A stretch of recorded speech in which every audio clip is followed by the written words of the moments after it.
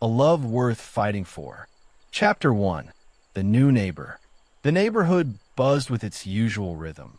Dogs barking, children laughing, and a faint hum of distant traffic weaving through the air. Ethan stood on his small balcony, paintbrush in hand, dabbing at a canvas splattered with bold streaks of color. Below him, movers unloaded boxes from a truck parked outside the apartment next door. He leaned forward slightly, curiosity piqued by the sight of two young men in crisp white shirts and dark slacks directing the activity. They were unmistakably missionaries, their polished demeanor and neatly combed hair setting them apart from the eclectic mix of residents who called this mid-sized city home. Ethan smirked to himself as he watched them. Fresh meat, he muttered under his breath, though not unkindly. His gaze lingered on one of them, a taller figure with a quiet intensity about him.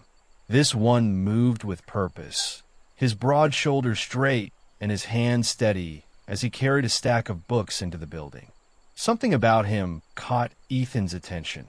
Not just his striking features, but the way he seemed to carry an invisible weight, his eyes scanning the surroundings with both curiosity and caution. "Hey you," Ethan called out suddenly, surprising even himself. The young man turned toward the sound, his brow furrowing slightly as he looked up. Ethan waved dramatically, grinning like a mischievous child. "Welcome to the neighborhood. Hope you're ready for some real culture shock." The missionary blinked, clearly taken aback. For a moment, he simply stared, his lips parting as if to respond before snapping shut again. Then, with a hesitant smile that barely reached his eyes, he gave a polite nod and disappeared inside. Later that evening, Ethan found himself lingering near the shared hallway, ostensibly sorting through his mail, but really hoping for another glimpse of the newcomers.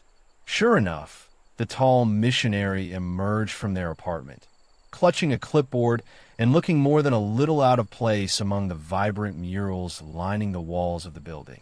Ethan seized the opportunity. "So, what brings you here?" he asked casually, leaning against the doorway of his own apartment. The missionary hesitated, glancing at Ethan as if unsure how to proceed.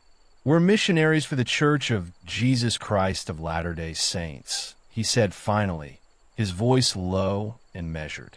"I'm Jonah." "All right. Mormon boy. Got it." Ethan extended a hand, which Jonah shook briefly, his grip firm but fleeting. "I'm Ethan. Artist by trade, waiter by necessity." He gestured vaguely toward his open apartment door, where half-finished paintings leaned against every available surface. "Feel free to stop by sometime if you need a break from whatever it is you do." Jonah's expression shifted subtly. Was that discomfort or intrigue? Ethan couldn't tell. "Thank you," Jonah replied stiffly, "but we're here to share the gospel. If you'd ever like to learn more—" "Oh, I bet I already know plenty," Ethan interrupted with a playful wink. "But hey, knock yourself out. I'm sure my neighbors will love hearing about your book." Jonah's jaw tightened imperceptibly, and Ethan couldn't help but feel a flicker of satisfaction at ruffling the young man's feathers. There was something intriguing about him, something beneath the surface that hinted at complexity far beyond the buttoned-up exterior. Over the next few days, Ethan made a point of bumping into Jonah whenever possible, whether it was offering unsolicited advice on navigating the neighborhood or teasing him about his conservative attire. Ethan reveled in the challenge of breaking through Jonah's carefully constructed walls.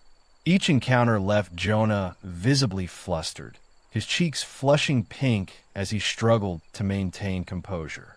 One afternoon, Ethan spotted Jonah sitting alone on a bench near the park, flipping through a worn Bible.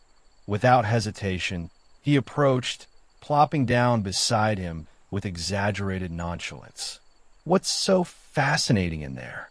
Ethan asked, nodding toward the book. Jonah glanced up, startled. "It's the Word of God," he said simply, closing the Bible and holding it protectively against his chest. Ethan raised an eyebrow. And does the Word of God have anything to say about guys like me?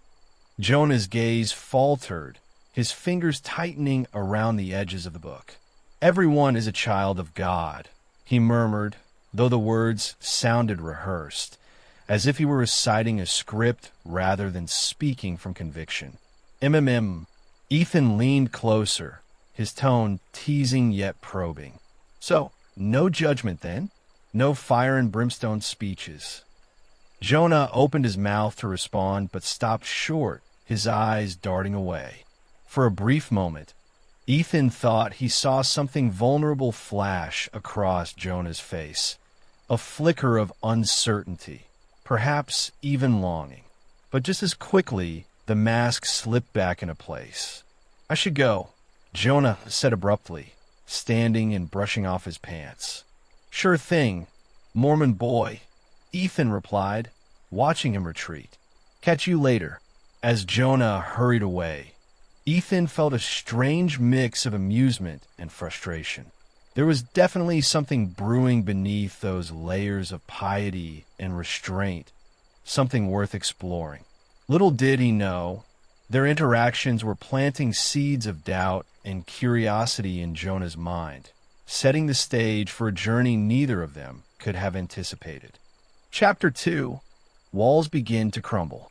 The days that followed were a quiet storm of tension and curiosity.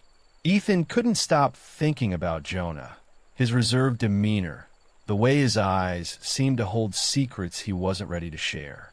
And Jonah? He found himself replaying their encounters in his mind, each interaction leaving behind a faint but undeniable ripple. It wasn't just Ethan's teasing or his boldness that unsettled him. It was the way Ethan looked at him, as if he could see straight through the carefully constructed walls Jonah had spent years building.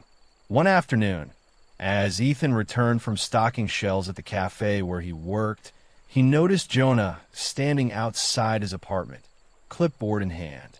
His heart skipped a beat, not out of fear, but something closer to excitement. Hey, Mormon boy, Ethan greeted with a grin, tossing his keys onto the counter inside his doorway. What brings you here? Proselytizing again? Jonah hesitated, clutching the clipboard tightly. I wanted to thank you for your patience, he said finally, his voice soft but sincere. You've been kinder than I expected. Ethan tilted his head, intrigued. Kinder than you expected? That's rich coming from someone who spent his days knocking on doors trying to save souls. Jonah's cheeks flushed, and he glanced down at his shoes. It's not like that, he murmured. We're just trying to help people find peace. Well, maybe you should start by finding some peace yourself. Ethan shot back, surprising even himself with the sharpness of his tone. Jonah looked up sharply, his brow furrowing. What do you mean? Ethan sighed, leaning against the doorframe. Look, I don't know much about your religion, but I can tell you're carrying around a lot of weight. You ever think about letting go of some of it? Jonah didn't answer immediately. Instead, he wandered deeper into the studio, his fingers brushing against another canvas, a vibrant explosion of colors that seemed to pulse with life. Ethan watched him closely, noting the subtle shifts in his expression. Awe, confusion, longing. You're different, Jonah said suddenly, turning to face Ethan, from anyone I've ever met. And you're different from anyone I've ever teased. Ethan countered with a smirk. So what does that make us? Jonah hesitated, his gaze dropping to the floor. I don't know, he admitted softly, but I do know this. I've never felt this way about anyone before. The words hung in the air, heavy with meaning. Ethan froze, his playful demeanor slipping away. This way, he prompted gently. Jonah shook his head, visibly flustered. I don't know what it means, he confessed. All I know is that being around you makes me feel alive. But it also terrifies me. Ethan took a step closer, his voice low and steady. Maybe that's not such a bad thing. Over the next few weeks, Ethan and Jonah began spending more time together. Sometimes it was casual, Jonah stopping by Ethan's apartment after a long day of missionary work, or Ethan inviting him to grab coffee at the cafe. Other times, it was deeper, their conversations stretching late into the night as they shared pieces of themselves they'd never dared to reveal to anyone else. For Jonah, these moments were both exhilarating and terrifying. He found himself drawn to Ethan's confidence, his ability to live authentically without apology. Yet, with each passing day, the conflict within him grew stronger. How could he reconcile his feelings for Ethan with the teachings he'd devoted his life to? One evening, as they sat side by side on Ethan's balcony overlooking the city lights, Jonah finally voiced his fears. "I don't know how to do this," he admitted, his voice trembling. "I want to be honest with myself, but I'm scared of losing everything I've ever believed in." Ethan reached out, placing a gentle hand on Jonah's shoulder. "You don't have to figure it all out right now," he said softly. "Just take it one step at a time." Jonah turned to look at him, his eyes filled with vulnerability. "What if I'm making a mistake? What if you're not?" Ethan countered. "Sometimes the hardest choices lead to the most beautiful places." As they sat there in silence, the city buzzing below them, Jonah felt a flicker of hope, a possibility he hadn't allowed himself to consider until now. Chapter 3: Forbidden Feelings. The confrontation with his fellow missionaries left Jonah shaken. Their accusations stung, not because they were untrue, but because they forced him to confront the truth he'd been avoiding.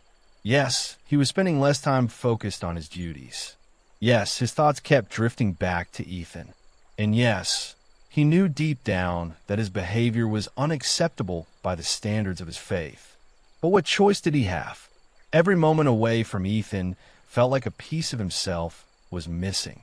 That night, Jonah lay awake, staring at the ceiling and replaying the events of the day. His companions' disapproving stares haunted him, their voices echoing in his mind. "You're straying, Jonah. This isn't why we're here." Yet, despite their warnings, Jonah couldn't bring himself to stay away. The pull toward Ethan was too strong, too undeniable. Meanwhile, Ethan sensed the change in Jonah almost immediately. Gone was the tentative curiosity that had marked their early interactions. In its place was a quiet desperation, a hunger for connection that bordered on reckless. "Are you okay?" Ethan asked one evening as they sat together in his studio, surrounded by half-finished paintings. Jonah hesitated, his hands gripping the edge of the stool he sat on. "My mission leader wants to see me tomorrow," he admitted finally. "They think I'm losing focus." Ethan's jaw tightened. "Because of me?" "No," Jonah replied quickly, though his voice wavered. "Well, maybe, I don't know. All I know is that I can't stop thinking about you, and it's tearing me apart." Ethan reached out, taking Jonah's hand in his own. "Then don't," he said firmly. "Don't stop thinking about me. Don't stop feeling whatever it is you're feeling. Life's too short to live in fear." Jonah's breath hitched as he looked into Ethan's eyes. "But what if I lose everything? Then you'll still have yourself," Ethan countered. "And maybe, just maybe, that's enough." The meeting with his mission leader the next day was every bit as painful as Jonah had feared. Sitting across from the older man in the sterile office, he felt like a child being scolded for breaking a rule he didn't fully understand. "Jonah, we've noticed a shift in your behavior," the mission leader began, his tone stern but not unkind. "Your companions report that you've been distracted, distant. Is there something you need to share?" Jonah swallowed hard, his palms slick with sweat. I don't know what to say," he stammered. The mission leader leaned forward, his gaze piercing. "Your calling here is sacred. If there's anything or anyone distracting you from your purpose, you need to address it immediately." Jonah nodded numbly, his mind racing. He knew the implications of the warning. Sever ties with Ethan or risk jeopardizing his entire future within the church. That evening, when Jonah arrived at Ethan's apartment, his face was pale, his shoulders slumped. Ethan took one look at him and knew something was wrong. "They gave me an ultimatum," Jonah confessed, sinking onto the couch. "Either I cut this off, or they'll send me home." Ethan's heart sank. "And what do you want?" Jonah buried his face in his hands. "I don't know anymore. Everything I've ever known is telling me to walk away. But my heart won't let me." Ethan knelt in front of him, placing a hand on his knee. "Then listen to your heart," he urged, "because no matter what happens, I'll be here." Chapter 4. A Leap of Faith. The arrival of Jonah's parents marked a turning point, one that neither Jonah nor Ethan could have anticipated. Standing in the doorway of his apartment, Jonah felt like a stranger in his own skin, caught between the expectations of those who loved him and the desires of his own heart. "We're here to help you," his mother said gently, her voice laced with concern. "But you need to understand, son, that this path you're on, it's dangerous." Jonah clenched his fists, struggling to keep his composure. "Dangerous for whom?" he asked bitterly. "For me? Or for the image you've built of what I'm supposed to be?" His father stepped forward, his expression stern. "This isn't about us, Jonah. It's about your eternal salvation. Do you really want to throw that away for this?" "For Ethan," Jonah snapped, his voice rising. "Yes, Dad, I do. Because for the first time in my life, I feel like I'm living instead of just existing." The room fell silent, the weight of his words settling heavily over everyone present. Ethan stood quietly in the corner, unsure whether to intervene or retreat. Finally, Jonah turned to his parents, his resolve hardening. "If loving him means losing you, then so be it. But I won't pretend anymore. I can't." Later that night, after his parents had reluctantly returned home, Jonah found himself back at Ethan's apartment. The two men sat together on the balcony, the city lights twinkling below them like scattered stars. "I told them," Jonah said softly, his voice tinged with disbelief. "I told them I choose you." Ethan exhaled sharply, his heart swelling with emotion. "Are you sure?" Jonah nodded, tears glistening in his eyes. "I've never been sure of anything in my life." In that moment, the world seemed to fade away, leaving only the two of them.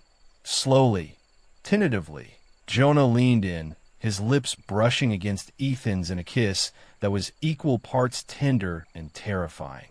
For Jonah, it was a leap into the unknown, a declaration of love that defied everything he'd been taught.